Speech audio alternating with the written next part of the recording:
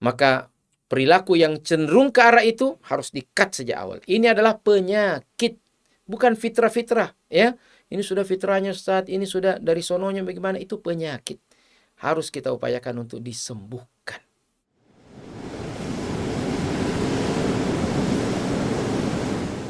Ruas TV, rutin walaupun sedikit. Bismillahirrahmanirrahim. Assalamualaikum warahmatullahi wabarakatuh. Innal hamdalillah nahmaduhu ta'ala wa nasta'inuhu wa nastaghfiruh wa na'udzu billahi min shururi anfusina wa sayyiati a'malina. May yahdihillahu fala mudilla lah wa man yudlil fala hadiya lah. Wa asyhadu an la ilaha illallah wahdahu la syarika lah. Wa asyhadu anna Muhammadan abduhu wa rasuluh. Allahumma salli wa sallim wa barik wa an'im ala hadha an-nabiyil karim wa ala alihi wa ashabihi wa man sara ala nahjihi ila yaumiddin, amma ba'd. Farabbi syrah li sadri wa yassir li amri wahlul 'uqdatam min lisani yafqahu qawli. Mirsa Ruas TV yang dimuliakan oleh Allah Subhanahu wa taala, bahagia rasanya kita dapat bersua kembali melalui channel kesayangan dan kebanggaan kita ini, rutin walau sedikit, ya. Ruas, Masya Allah. Ini sesuai dengan sabda Rasulullah Sallallahu Alaihi Wasallam yang mengatakan bahwa amalan yang dicintai oleh Allah, yang paling dicintai oleh Allah adalah satu amalan yang rutin dan berkesinambungan walaupun itu sedikit, ya. Madama wa inqal, ya, begitu dalam satu riwayat disebutkan. Masya Allah, para pemirsa yang dimuliakan oleh Allah Subhanahu wa taala, kali ini kita akan berbicara tentang satu makhluk yang bagi sebagian orang itu sangat menakutkan, ya. Bahkan dibuat film-film horor tentang makhluk yang satu ini. Siapa lagi kalau bukan yang namanya syaitan, ya.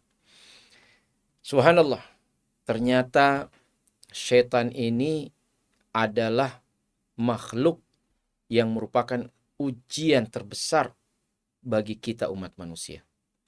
Allah Subhanahu wa taala berfirman di dalam Al-Qur'an, "Ya ayyuhalladzina amanu dukhulu fis silmi kaffah wa la tattabi'u khutuwatis syaitan." Wahai sekalian manusia, janganlah kalian, wahai sekalian orang-orang yang beriman, ya, masuklah kalian ke dalam Islam secara kafah, secara keseluruhan, dan janganlah kalian mengikuti langkah-langkah syaitan. Innahu kana lakum aduwan mubina. Karena sungguhnya syaitan itu bagi kalian, wahai manusia, adalah musuh yang nyata. Subhanallah. Nah, dalam peperangan, ketika kita ingin menang dalam satu peperangan, salah satu hal yang terpenting setelah kita mengetahui tentang diri kita, potensi diri kita, senjata yang kita miliki, kemampuan kita menggunakan senjata itu, dan semua yang berkaitan dengan eksistensi diri kita, kita juga harus mengetahui bagaimana lawan kita. Apa yang menjadi kelebihan-kelebihannya dan kekurangan-kekurangannya. Apa yang menjadi strateginya, apa yang menjadi perangkap-perangkapnya, apa yang menjadi tipu dayanya, apa yang menjadi semua yang berkaitan dengannya. Nah, mirsa yang dimuliakan oleh Allah Subhanahu wa taala, dalam kesempatan ini setelah kita sama-sama menyamakan frekuensi bahwa yang namanya syaitan itu adalah musuh yang nyata, musuh yang abadi bagi kita umat manusia, maka hal yang terpenting setelah itu adalah bagaimana kita mengetahui tentang syaitan. Ya. Jadi ini boleh dibilang pembicaraan kita kali ini tentang ilmu syaitan. Ya. Nah, tapi jangan berprasangka yang macam-macam. Ya, ini ada ilmu macam-macam. Bukan. Maksudnya ilmu syaitan di sini adalah kita mengetahui tentang syaitan. Ya. Syaitan adalah musuh yang nyata yang Allah Subhanahu wa taala telah takdirkan sedemikian rupa. Dia setan yang kita maksud ya adalah setan dari kalangan jin. Iya. Namun ada juga setan dari kalangan manusia. Salah satu hal yang terpenting untuk mengetahui tentang setan ini adalah mengetahui tentang tipu dayanya. Dari mana dia masuk untuk mengalahkan kita umat manusia. Secara spesifik lagi adalah orang-orang yang beriman. Allahu Akbar. Para mirsa yang dimuliakan oleh Allah Subhanahu wa taala, para ulama kita menjelaskan bahwa setan itu masuk menggoda manusia melalui dua pintu. Ya. Jadi ada dua pintu utama. Syaitan menggoda, menggelincirkan, dan akhirnya mengalahkan manusia. Sebagaimana yang kita sebutkan tadi, hendaknya dalam peperangan kita ini peperangan abadi antara orang-orang beriman dengan syaitan. Ya. Innahu aduun fattakhiduhu aduwa. Sungguhnya syaitan itu musuh, jadi jadikan dia benar-benar musuh. Salah satu cara tadi kita sebutkan untuk menjadikan dia musuh adalah mengetahui strateginya, mengetahui tipu dayanya. Allahu Akbar. Kita seruput dulu ya minuman panas Ruas TV. Bismillah.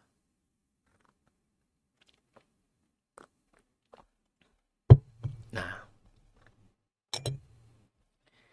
Bapak Ibu, saudara-saudaraku yang berbahagia, apa gerangan dua pintu setan itu? Ya. Pintu setan yang pertama disebut dengan pintu syahwat. Syahwat. Hawa nafsu. Ya. Dan ini kadangkala dimanifestasikan dengan istilah orang ya, nafsu perut dan di bawah perut.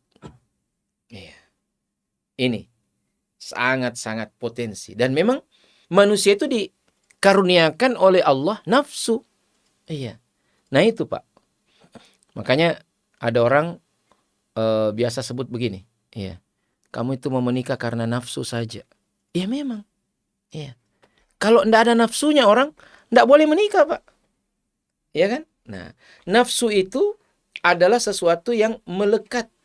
Zuyyina linnasi hubbus syahawati minan nisa'i wal banin wal qanatiril muqantarati minad dahbi wal fiddah wal khailil musawwamati wal an'ami wal harth.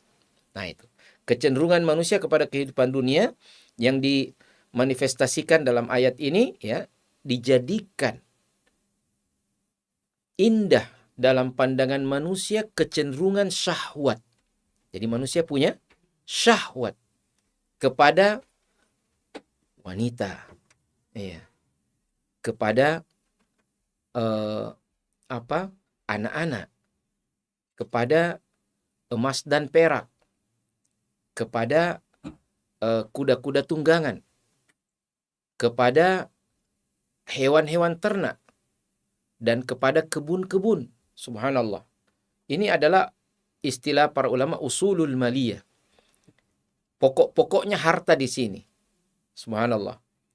Jadi kecenderungan syahwati kepada hal-hal duniawiyah ini kalau kita tidak kendalikan dengan sebaik-baiknya, setan akan masuk dari pintu itu untuk menggelincirkan manusia.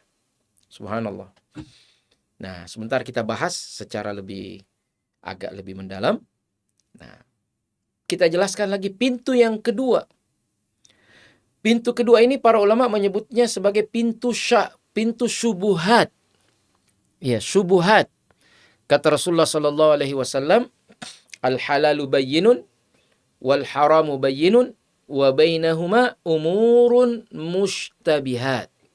Faman ittaqa syubuhati faqad istabra'a lidinihi wa 'irdihi. Wa man waqa'a fi syubuhat waqa'a fil haram. Antara yang halal itu udah jelas, demikian pula yang haram itu udah jelas. Di antara yang halal dan haram ini ada perkara yang tidak jelas. Inilah yang disebut dengan mushtabihat atau syubhat. Kata Nabi SAW, barang siapa yang menjauhi perkara syubhat ini, maka dia telah menyelamatkan ya agama dan kehormatannya. Barang siapa yang terjatuh, maka dia akan terjatuh kepada perkara yang haram. Nah, syubhat ini intinya adalah ketidakjelasan, ketidaktahuan. Nah, setan juga masuk di sini. Termasuk makna daripada syubhat juga adalah iltibas, talabbus. Artinya kebenaran yang tertutupi, ketidakjelasan. Sesuatu yang benar dianggap salah, yang salah dianggap benar. Karena ketiadaan ilmu yang mumpuni, ilmu yang sahih dari Al-Quran dan Sunnah, sehingga kadang-kala perkara yang baik dikatakan buruk, perkara yang buruk dikatakan baik. Yang sunnah dikatakan bid'ah, yang bid'ah dikatakan sunnah. Nah, inilah pintu keduanya setan yang dia bisa kendarai, dia bisa masuk dari situ dan menggelincirkan manusia. Ini dulu Bapak dan Ibu serta saudara-saudaraku yang dimuliakan oleh Allah Subhanahu wa taala, kita belajar lagi tentang ilmu setan. Oke, ya. Namun sebelum itu, menghindari godaan setan, kita minum dulu air panas yang telah disiapkan oleh Ruas TV. Menjauhlah setan karena kita ucapkan bismillah.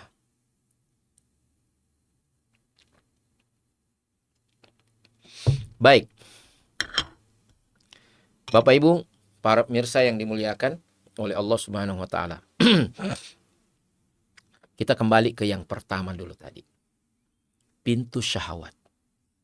Saya ingin men-stressing dalam kesempatan kali ini, ya, bagian pertama daripada ayat yang kita sebutkan tadi. Zuyyina lin-nasi hubbus syahawati minan nisa. Dijadikan indah dalam pandangan manusia kecenderungan syahwat, hawa nafsu kepada perempuan. Nah, jadi sebagai laki-laki yang normal tentunya, kecenderungan syahwatinya, seksualnya, ya, biologisnya itu kepada makhluk lain, sesama manusia, jenis yang lain namanya perempuan, wanita, an-nisa, woman. Ya. Nah, jika manusia tidak berhati-hati, hubungan antara lelaki dan perempuan ini dikendarai oleh setan, masuk dari pintu itu, menggelincirkan manusia-manusia yang tidak waspada. Allah Subhanahu wa taala berfirman, وَلَا تَقْرَبُوا الزِّنَا إِنَّهُ كَانَ فَاحِشَةً وَسَاءَ سَبِيلًا. Dan janganlah kalian mendekati perbuatan zina.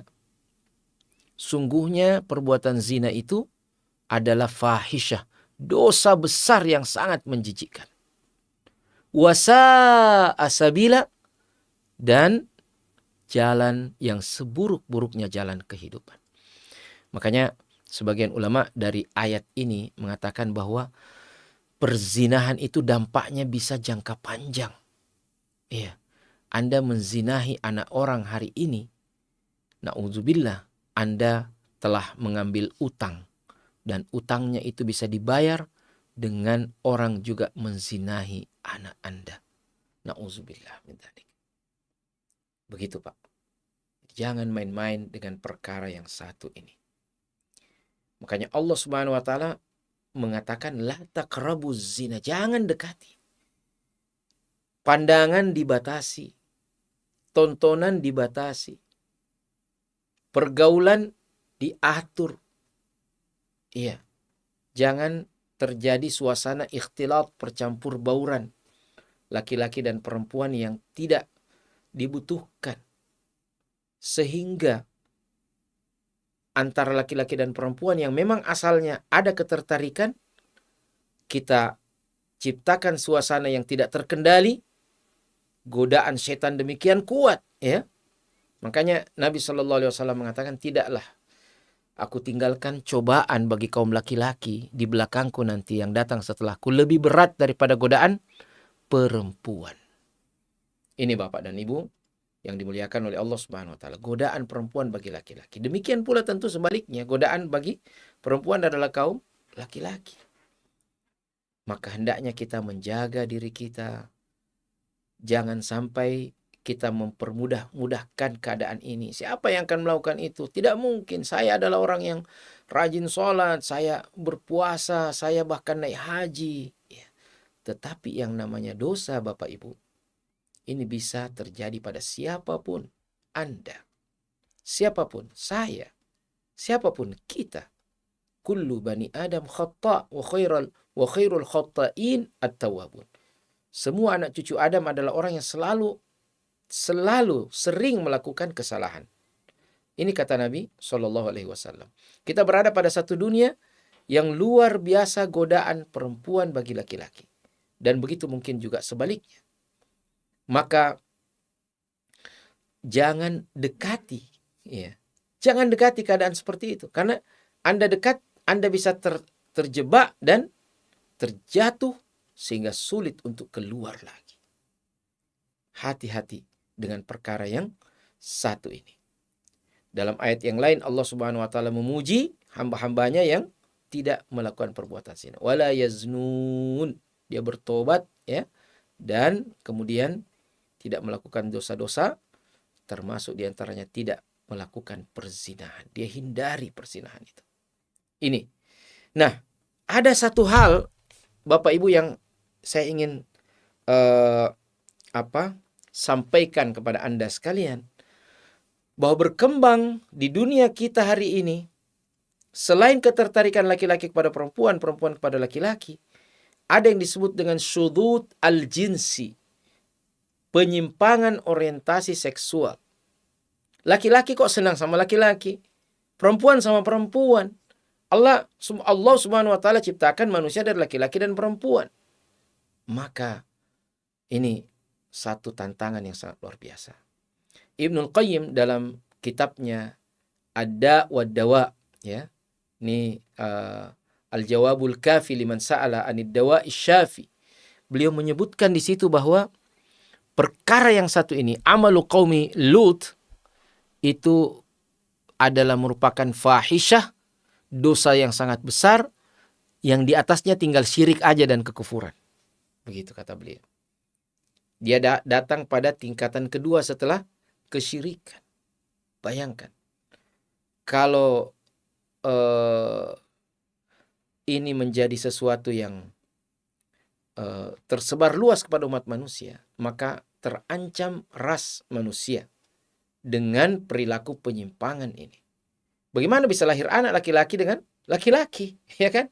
Nah, bagaimana lahir anak perempuan dengan perempuan? Harus laki-laki dan perempuan dilaksanakan dengan cara yang saksama, dengan cara yang terhormat, dengan ijab qabul, dinikahkan. Ya, laki-laki, perempuan dinikahkan, ijab qabul, suami istri, lahirlah anak. Normal. Ya. Bagaimana laki-laki dan laki-laki mau dinikahkan? Ya.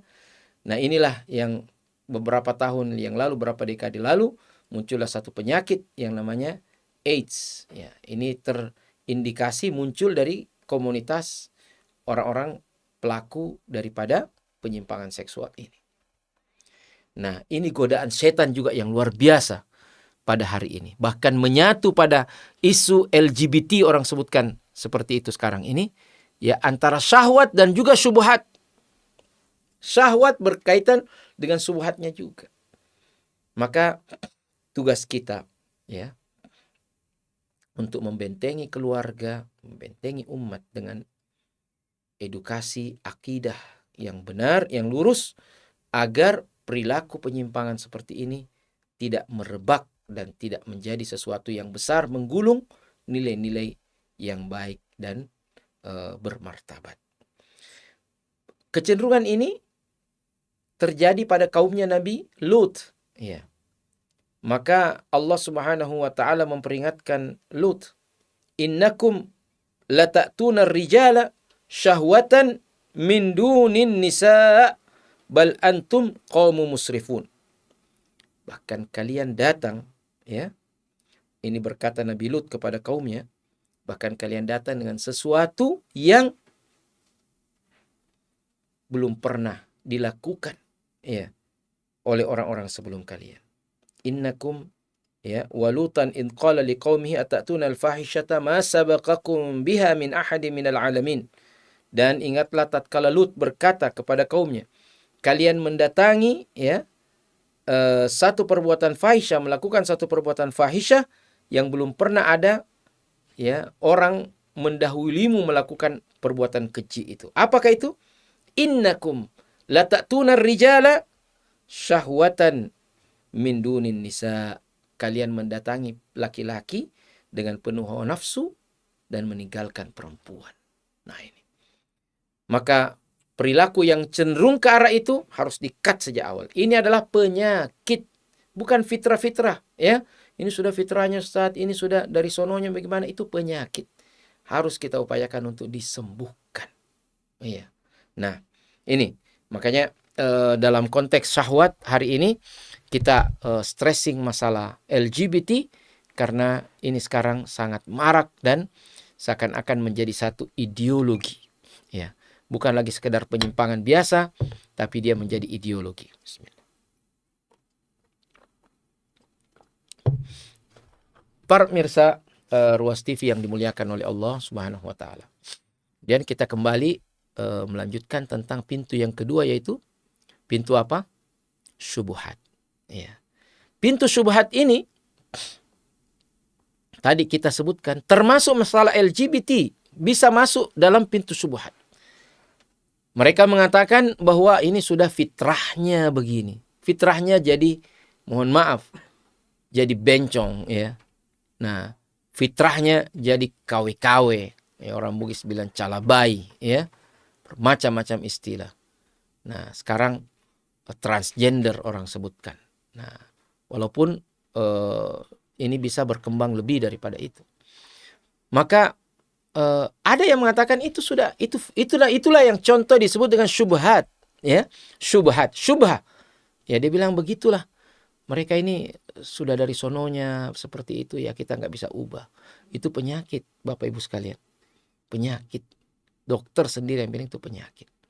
Maka orang-orang seperti itu harus diobati sejak dini. Kita antisipasi keadaannya.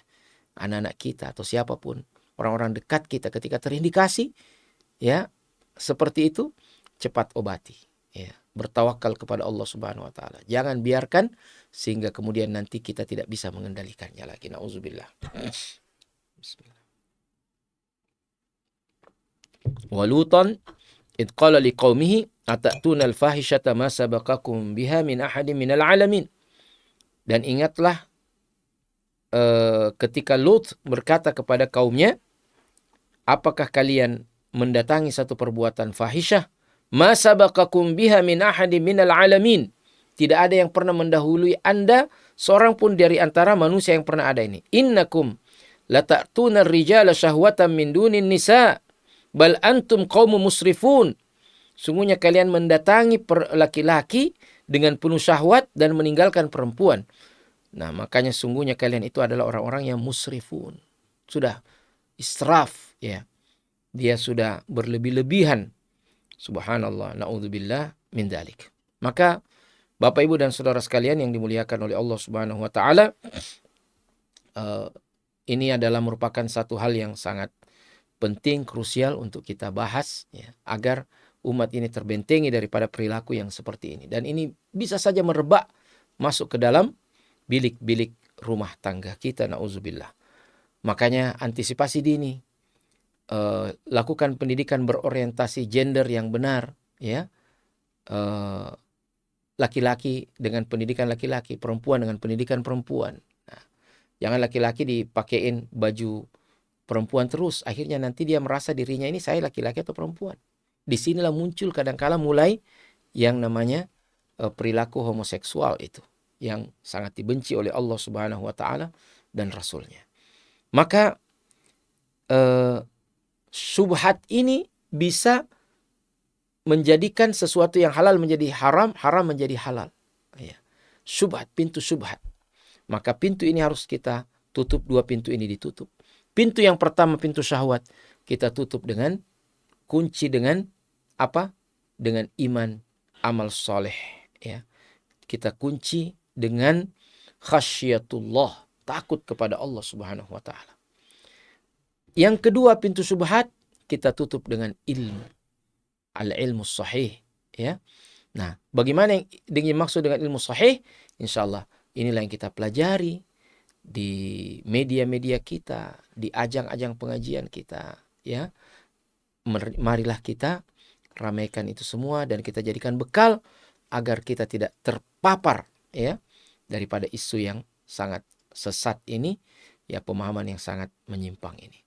Nah, inilah satu space ya tentang bahaya LGBT dan bagaimana syariat memandangnya. Insyaallah kita akan sempurnakan bahasan kita ini di momen-momen yang akan datang. Wal afu minkum. Jazakumullah khair. Subhanakallahumma bihamdik asyhadu an la ilaha illa anta astaghfiruka wa atubu ilaik. Assalamualaikum warahmatullahi wabarakatuh.